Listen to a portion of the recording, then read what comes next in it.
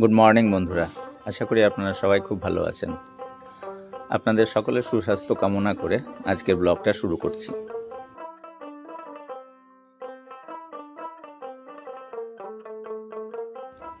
Viewers, আজকের ব্লগটা একটু নতুন ধরনের ব্লগ হতে যাচ্ছে। আসলে আজকে আমি কোনো বিশেষ জায়গাতে যাচ্ছি না। আজকে আমি যাচ্ছি চাকদার একটা বিশেষ স্থান থেকে শিমুরালির আরেকটা জায়গা পর্যন্ত। চাকদার এই বিশেষ স্থানটি হচ্ছে চাকদা রানীনগর গঙ্গার ঘাট।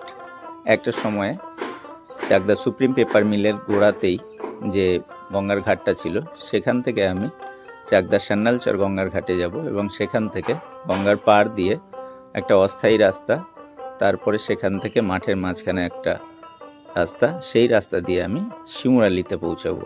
সেই রাস্তাটা সম্পূর্ণটা আমি কভার করেছি, আপনাদেরকে সেটাই দেখাবো। তো চলুন আমার সঙ্গে, দেখতে থাকুন সেই রাস্তা এবং রাস্তার দুই পাশের যে প্রাকৃতিক সৌন্দর্য এবং গ্রাম। ধন্যবাদ বন্ধুরা।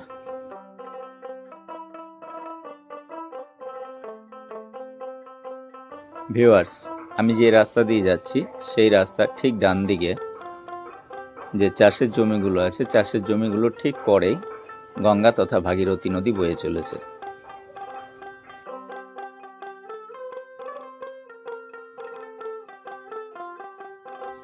সান্যালচর গঙ্গার তীরবর্তী অঞ্চল হওয়ার জন্য খুবই উর্বর এবং এখানে বিভিন্ন ধরনের ফসল চাষ হয়।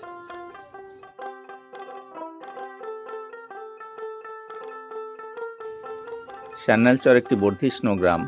এখানে বেশিরভাগ মানুষই কৃষিকার্যের সঙ্গে জড়িত। সান্যালচর গঙ্গার ঘাটে একটা সুন্দর কালী মন্দির আছে, আপনারা কখনো এখানেও আসতে পারেন।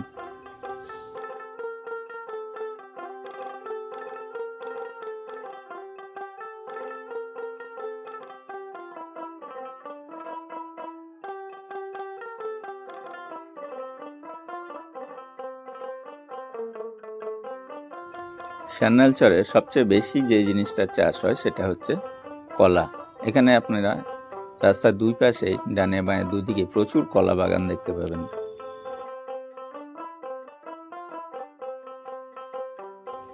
কিছুদিন আগে পর্যন্ত ওই রাস্তাটার পরিস্থিতি খুব খারাপ ছিল, তবে এখন রাস্তাটা নতুন করা হয়েছে, কাজে আপনারা সহজে এখানে আসতে পারেন টুকটুক করে অথবা বাইকে করে, যে কোনোভাবে আপনারা এখানে পৌঁছাতে পারেন। রাস্তা এখন বুঝতেই পারছেন খুবই ভালো রাস্তার পরিস্থিতি।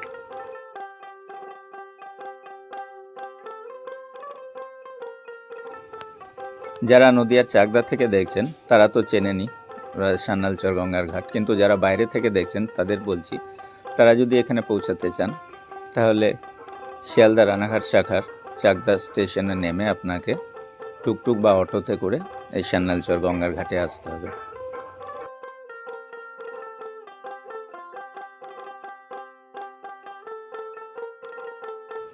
ভিউয়ার্স, এই রাস্তাটা দেখুন, আমি এই রাস্তা দিয়ে যাচ্ছি বাইক নিয়ে, আর আমার ডান দিকে গঙ্গা নদী।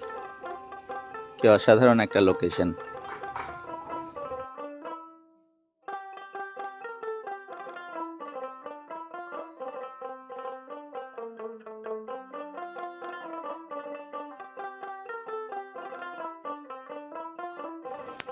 ভিউয়ার্স, এখন আমি যে রাস্তা দিয়ে যাচ্ছি রাস্তার ডান দিকটা খেয়াল করুন, গঙ্গার ভাঙন কিভাবে ঘটছে দেখুন, এবং রাস্তাটা হয়তো আগামী কয়েক সপ্তাহের মধ্যে বিলীন হয়ে যাবে।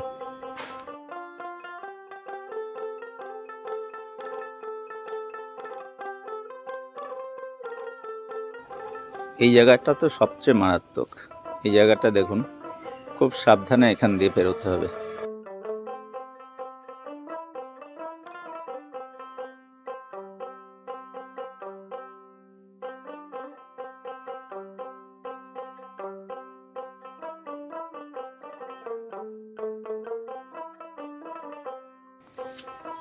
এই রাস্তাটা এখানেই শেষ হয়ে গেছে, গঙ্গায় এই রাস্তাটা বিলীন হয়ে গিয়েছে। এখন যে আমি যে রাস্তাটা দিয়ে যাব এটা আসলে কোনো রাস্তা না, এটা একটা অস্থায়ী রাস্তা। কলা বাগানের মধ্যে দিয়ে টেম্পোরারিলি এটা স্থানীয় মানুষ এই রাস্তা দিয়ে যাতায়াত করছেন।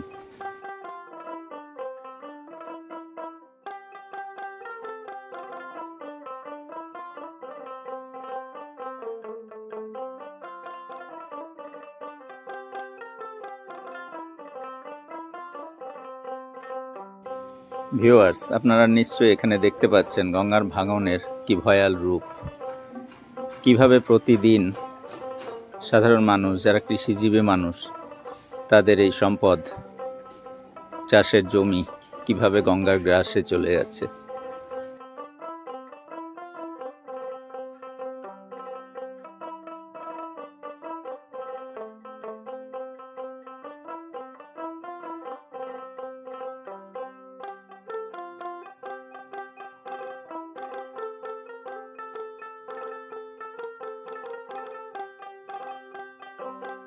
ভিউয়ার্স, এই মুহূর্তে আপনারা গঙ্গার ঠিক মাঝখানে যে কনস্ট্রাকশনটা দেখছেন, বলতে পারবেন এটা কি? মানে এই কনস্ট্রাকশনটা গঙ্গার মাঝখানে কি করে গেল? এটা আসলে গঙ্গা ছিল না, এখানে চাষের জমি ছিল। এখানে ইলেকট্রিকের, এটা হাই ভোল্টেজ যে ইলেকট্রিকের যে খুঁটিগুলো, সেই খুঁটি ছিল এখানে। এবং গঙ্গা ভাঙনের ফলে চাষের জমিগুলো যখন শেষ হয়ে গেছে তখন এখানে ইলেকট্রিকের কানেকশানও আর নেই, তাই এই খুঁটিগুলো কেটে নিয়ে চলে যাওয়া হয়েছে। কিন্তু ওর যে বেসমেন্টের যে কনস্ট্রাকশন সেটা গঙ্গার মধ্যেই রয়ে গেছে। গঙ্গা ভাঙন প্রতিরোধের সঙ্গে যারা জড়িত তাদেরকে অনুরোধ করব, আপনারা প্লিজ এই ব্যাপারটা নিয়ে একটু সিরিয়াস ভাবুন।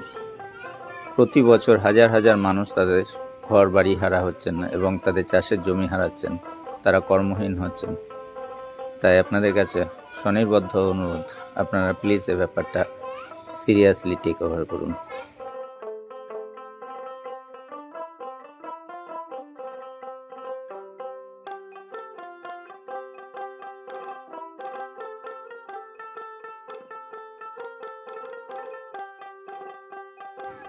ভিউয়ার্স, আমি এখন যে রাস্তা দিয়ে যাচ্ছি এই রাস্তার দুপাশে কোনো বাড়িঘর আপনারা দেখতে পাবেন না, শুধু চাষের জমি।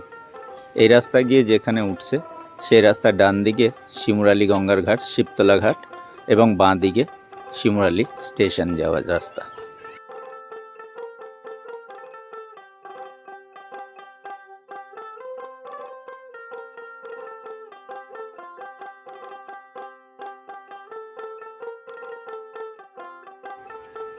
এক বছর আগেও যখন এসেছিলাম এই রাস্তাটা পিচ ঢালা সুন্দর রাস্তা ছিল, কিন্তু এই মুহূর্তে দেখুন রাস্তার অবস্থা।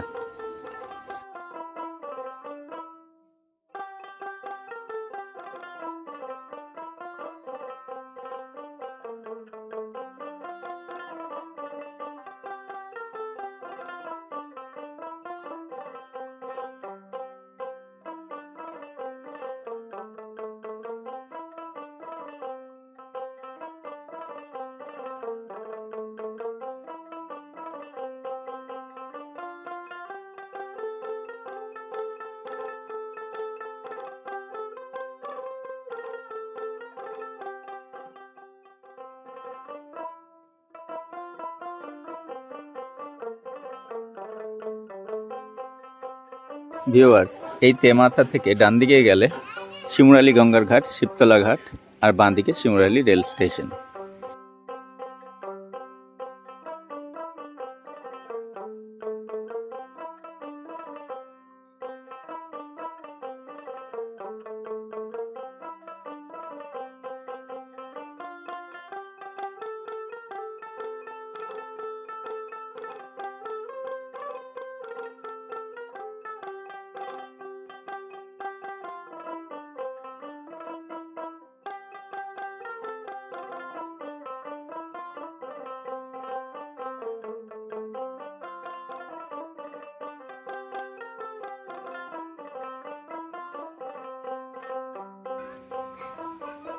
আমি এখন শিমুরালী রেল স্টেশনের দিকে যাচ্ছি। এই রাস্তার বাঁ দিকে একটা গ্রাম আর ডান দিকে চাষের জমি। আরও সামনে এগিয়ে যাওয়ার পরে দেখবেন গ্রাম শেষ, তারপরে একদম মাঠের মাঝখান দিয়ে এই রাস্তাটা চলে গেছে শিমুরালী রেল স্টেশনের দিকে। খুব সুন্দর লোকেশন। এই রাস্তা এবং রাস্তার দুপাশের অসাধারণ প্রাকৃতিক সৌন্দর্য।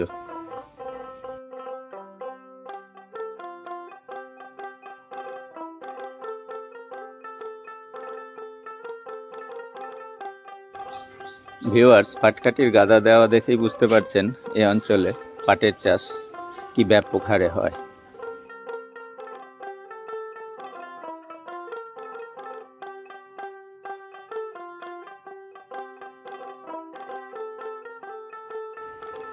আমি এভাবেই গ্রামগঞ্জে ঘুরে বেড়াই এবং গ্রামগঞ্জে প্রাকৃতিক সৌন্দর্য, প্রাচীন মন্দির, প্রাচীন স্থাপত্য এগুলো আপনাদের দেখানোর চেষ্টা করি। যদি আমার কন্টেন্টগুলো আপনাদের পছন্দ হয়, প্লিজ আমার চ্যানেলটাকে সাবস্ক্রাইব করে দেবেন এবং লাইক, কমেন্ট এবং শেয়ার করবেন। ধন্যবাদ বন্ধুরা আপনাদের সহযোগিতার জন্য।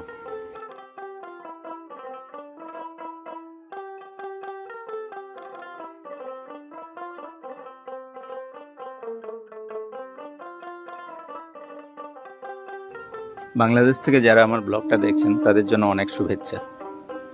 বাংলাদেশি বন্ধুদের কাছে জানতে চাইব, প্লিজ আমাকে কমেন্ট করে জানাবেন বাংলাদেশ এবং পশ্চিমবঙ্গের যে প্রাকৃতিক বৈচিত্র্য তার কতটা মিল আর কতটা পার্থক্য।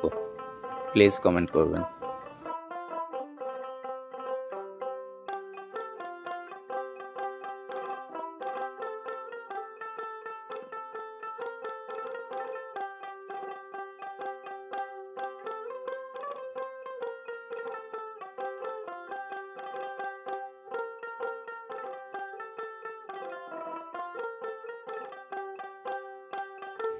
Now I am going to greet my friends from abroad. Hi friends, hope you are fine and you are enjoying my blogs. Please experience the natural beauty of West Bengal, and whenever you will be free or get time, please come to West Bengal, come to India and experience the rich culture and heritage of India and the natural beauty here. Thank you friends.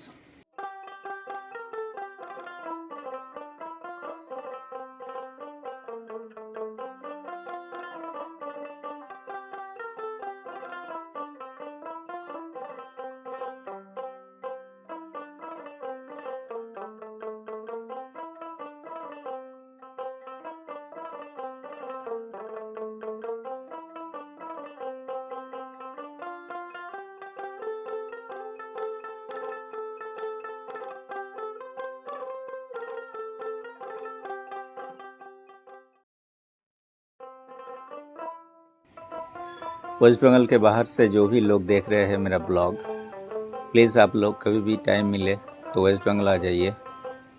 West Bengal एक बहुत ही प्यारा सा जगह है जहाँ पे आप natural beauty experience कर सकते हैं।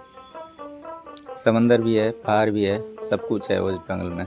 हरियाली इतना है कि आप इधर आएंगे तो जाने को नाम नहीं लेंगे। तो प्लीज़ कभी भी आ जाइए वेस्ट बंगाल।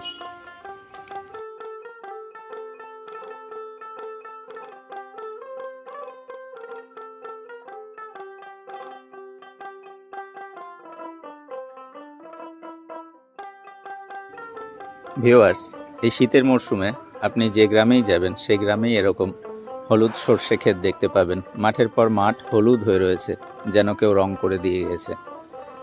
কাজে আপনাদের কাছে আমি অনুরোধ করব, আপনারা প্লিজ আশেপাশের কোনো গ্রামে ঘুরে আসুন, ভালো লাগবে এই সিজনে।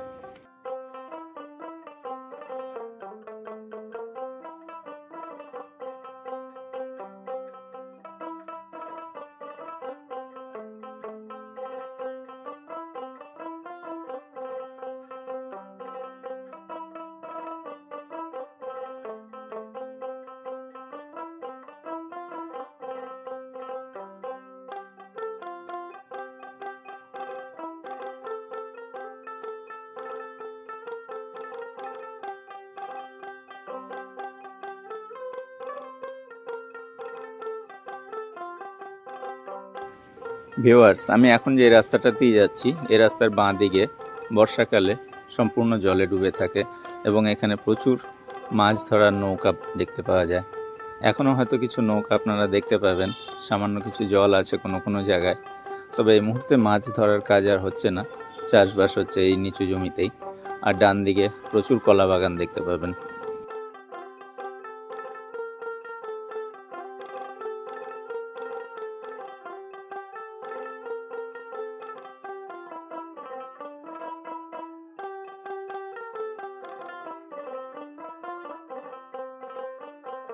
এতক্ষণ আমার সঙ্গ দেওয়ার জন্য আপনাদের সবাইকে অনেক ধন্যবাদ এবং আজকে ব্লগটা এখানেই শেষ করছি।